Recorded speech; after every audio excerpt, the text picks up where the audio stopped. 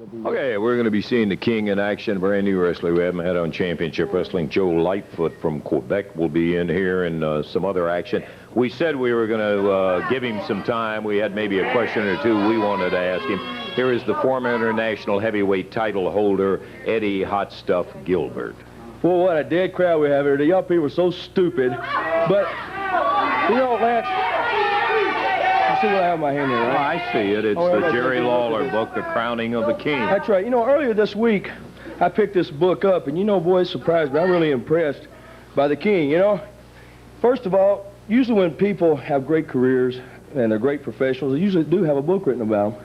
And so that has really sparked something in my mind today. That has really brought me to this point that I think this show today is going to be dull anyway because of wrestling.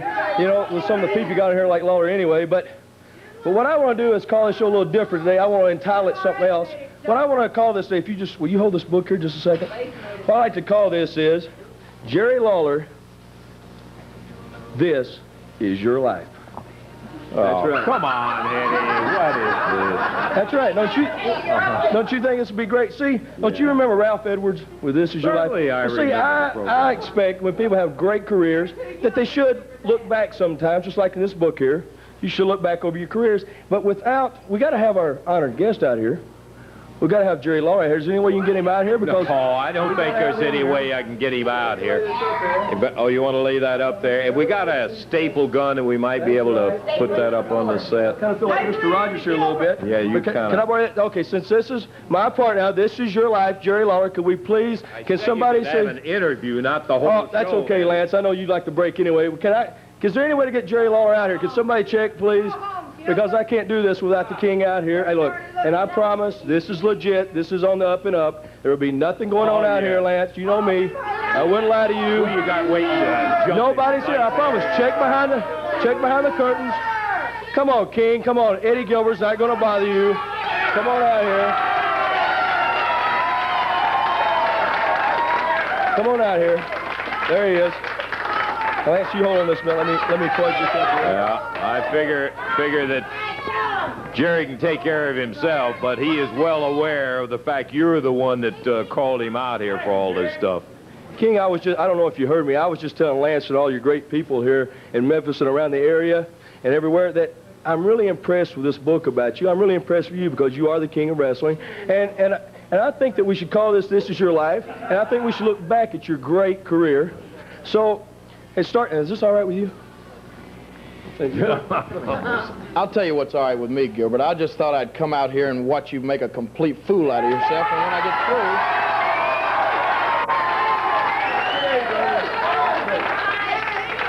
through... This is all yours today. This is your day, Jerry. Yeah, I know. You can't make a fool out of yourself. God already beat you to it. But let me just say this. I'm going to stand here and I'm going to listen for a few minutes, but remember, this show is all about wrestling, brother, and when I get through listening to you run that little mouth of yours, I'm going to put my fist right in it. You understand that? Well, I can understand you're probably a little upset. You probably don't trust me, but I'll put your mind at ease. Why. Okay, as we look back into Jerry Lawler's great career, there's the first man that really dawns on me. And, well, don't let me say any more. I want to see if you can recognize this voice, Jerry. All right now, Eddie. Jerry Lawler's Big Man O' Campers. You know, No, I'm not. Hey, you know this is Jim White, your very first tag team partner, Lawler. You know, we were team. And he went on and he became the big champion, big man. And a lot of people say that, you know, I just became an old drunk. And I do drink a little, but, you know, I'm going to make a comeback. I can make a single. I can be a champion just like Jerry can. Listen, well, it's his day and he ought to have it. That's right, Lawler. Jim White, your very first tag team partner, a man that you cast aside, that you put out to pasture because you, Lawler, you want to go on your own to the top to be the Southern heavyweight champion, right? Well, I'm right, I know. Well, yeah, okay. Well, as I look back again, another man, looking through your book there, that I realized that is a very good part of your career was, well, he's not here today, and we couldn't even get him here today. But we do have something on it I want you to take a look at. If you can look at the monitor. Eddie, this... Hey, that's it. The referee was knocked down too. Sam Bass in the ring with Jerry Lawler.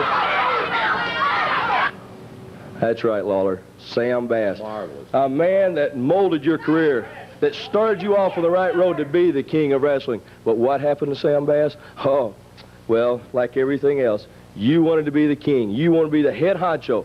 So, Sam Bass was busy carrying your bags for you into the arenas and carrying them on the road with him, that you, being the man that you were, wanted to fly to all the matches. And on that fateful night, that summer night in 1976, the night that you decided to fly to the match, poor old Sam Bass had to drive. But he never made it home that night, Lawler. That's not... Yes, he met his doom. Eddie, And he's not here today. He's not here today because Sam Bass is in a grave. Because you, Lawler, you put him there. Are you done now? No, I'm not.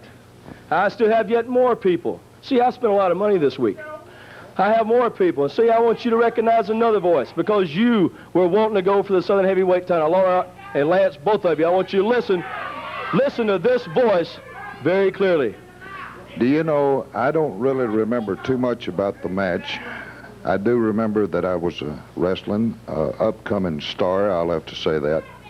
And I was wrestling at that time for my Southern championship.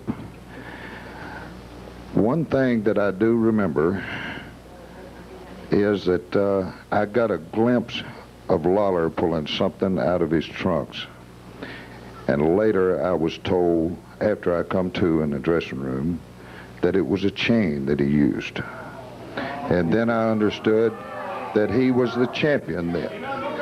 Then I didn't have my belt anymore. Jerry Lawler was the Southern heavyweight champion. That's right, Lawler. That man, if you'll step out here, is my dad, Tommy Gilbert. The man you pulled a chain out and started your reign as a Southern heavyweight title, right, Dad? Lawler, I guess that made you feel awful big, didn't it? Then you was a Southern champion, wasn't you? Oh, what a terrible, terrible way to win a title. Oh, now, as we step on up in history again, another man that you wind up using and abusing along your treacherous ways was, well, see if you can recognize this voice. You told me I was going to be a star. You brought me you found me down in Philadelphia, Mississippi, plowing a mule. Well, you told a lie. I've never been to Philadelphia, Mississippi. I'm not from Philadelphia, Mississippi. If we could get this man out here, please. Playboy Frazier. Step up here, Playboy. Another man, Lawler, another man. Is it true that you're from Philadelphia, Mississippi? No, I'm not from Philadelphia, Mississippi. I'm from Philadelphia, Pennsylvania. Oh, Lawler, another man that you took and just made a fool out of in front of everybody. You're making a fool out of yourself and trying to make one out of all these people with all this garbage. No, I'm not. No, I'm not.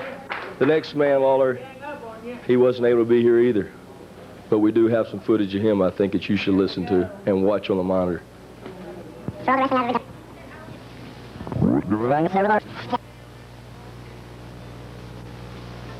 Apologize for all the wrestling I've ever done, all the abuse I've ever given to people that didn't understand what I was doing. And Lawler grabs him straight up.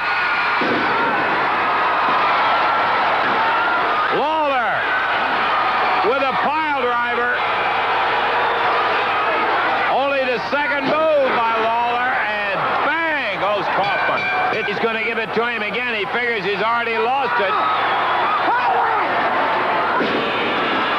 Hart trying to get the big guy loose from the rope. And look at Lawler go to work on him. He picks Andy up. He's going to suplex him. Hey, here comes Lawler. Andy Kaufman sitting down at the ringside. Lawler coming in. Kaufman, hey! Lawler got the fire The assassin. Oh, boy, sometimes I really can't believe you. There was a man, a poor little sickly comedian, Lawler, not even a wrestler, that you took him night after night, dropped him on his head so you could get national attention, so you could get national exposure. Yeah, Lawler, you. And where's Andy Kaufman today? He's in a grave also, because probably those pile drivers you gave him caused that cancer that he died of, Lawler. That's true. No, Lance. Excuse me. Let's get back over here. This is your life. And so far, I know you must have chill bumps all over your body. Probably you kind of feel probably like Scrooge and the ghost of the past, right? But anyway, we have yet another man that I've gone to great trouble to get here today. And if I can, please, if you'll listen very closely to this man.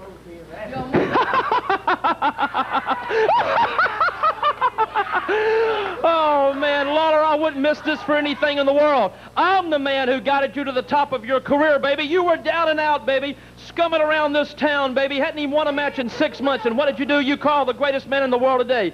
That's right, Jimmy Hart, baby. And what did I do for you? I won you the Southern Heavyweight Championship belt. Then you won the CWA Championship belt. And, baby, you were in line. We had a shoe-in for the NWA title. But no, Jerry Lawler wanted to do everything by himself. He wanted to be in music. What did Jimmy Hart do for him? I took the worst voice in the history of music, Jerry Lawler's voice, and make him into where he sounded halfway decent, baby. So you had your gold records. You had everything, baby, just like Jimmy Hart has. And what did you do to me, baby? You tried to drop me like a bad habit, brother. Well, baby, it's like Eddie Gilbert said, man, there's a lot of people waiting for you to fall, King, baby. Like I said, there's a lot of people. That's right, Jerry Lawler. The man that started you out, the greatest manager in the world today, Jimmy Hart. Right, Jimmy? You better believe it, baby. You're finished, man. There's a lot of people waiting for you to fall, King. I want you to realize that. A lot of people, just like the kid said here, baby. Just like he said. That's right, Lawler. I want you to think now. I want you to look at all these guests I had here today. I hope you remember all that footage you saw, all the people from Jim White, Sam Bass, Tommy Gilbert, Playboy Frazier, Andy Kaufman, and Jimmy Hart. Now, Lawler, what this all boils down to is all these men that you've seen, and probably a lot of more, have watched you sit at the top, man. It's probably very lonely up there, isn't it? But now, they're wanting to watch you as you fall, brother. And see, that's where I come in, because I'm in the position now to where I'm going to be the man to put you at the bottom. Here's my book. Lawler, here's your book, and this is your life, and I hope you've been very, very proud of it. I hope you're through with it. That's all I can say. Finally, after taking up that and carrying on and telling your side of it, your version of it in there. Obviously, everything he did, Jerry, is slanted by Eddie Gilbert in the way he wanted it to appear and come across that way. And I'm sorry it came out that way, but I didn't expect any more out of it. No, you know, I don't exactly know what I should say or what to say at a time like this. You know, he has all this footage of Sam and Andy Kaufman and things like that. Eddie Gilbert, as I said, and I almost hate to say this, Lance, but he almost reminds me of myself when I was, you know, like him, a young, cocky punk trying to come up who thought that I could take on anything and everybody. And I remember at the time here was Jackie Fargo on the top of the heap at that time, and I couldn't wait till I got my hands on Jackie Fargo. And I think Eddie Gilbert's probably looking at the same situation now with me. Okay, we're going to be back to the ring here, and we'll see the King in action. Want to talk to him just a second before. You got a barbed wire match coming up with Eddie. Yeah, well, Lance, I want to talk about that. But, you know, I'd go back there in the back and sit down and just to sit back there and think about this punk Eddie Gilbert coming out here. First of all, you know, it's bad enough him talking about Jim White, but then to talk about Sam Bass. Let me tell you something, Eddie Gilbert. Sam Bass was more man in his little finger than you'll ever be in your whole stinking life. And you talk about the wimp Jimmy Hart. Sam Bass forgot more about wrestling than Jimmy Hart will ever know. And it makes me sick to my stomach that a punk like you shouldn't even be allowed to let his name come across your stinking lips. For you to come out here and say his name and try to mention him in the same breath, to put yourself over, to promote yourself, that makes me sick, Eddie Gilbert. And as I said earlier, brother, you remind me of myself. When I went against Jackie Fargo, I was the brash young punk. Jackie Fargo was the established star in the area, and I thought, I can't wait to get my hands on Jackie Fargo because I'm going to show him what it's all about. Well, let me just tell you, brother, the first time I got my hands on Jackie Fargo, he turned me every way but loose. He gave me the beating of my life. And that's exactly what I'm going to do to you, you stinking rotten punk. Now, this is not just some Mickey Mouse match. As Lance said, this is a barbed wire match, so when you get down to that Coliseum, before we go out to the ring, they're going to take a big roll of barbed wire, brother, and the people in the South know what barbed wire is all about. They know what it can do to you. And you little hick, you grew up on a farm up in Lexington, Tennessee. You've seen barbed wire. You know what it can do to you too, brother. And I've been in a barbed wire match before. They're going to put it around every rope, all around the ring. So you're not going to be able to get out of that ring once I get you in there. I can assure you that. And what I'm going to do, punk, I'm going to take that pretty little face of yours, and I'm going to shove it into that wire, and I'm going to take you from one corner to the other. And when I get through with you, your daddy ain't going to recognize you, brother. So you just get down there Monday night, and you be ready for the beating of your life, you stinking punk. Oh, I don't believe I want to be Eddie Gilbert inside that barbed wire. That's all coming up Monday night. We're going to take time out. We'll see.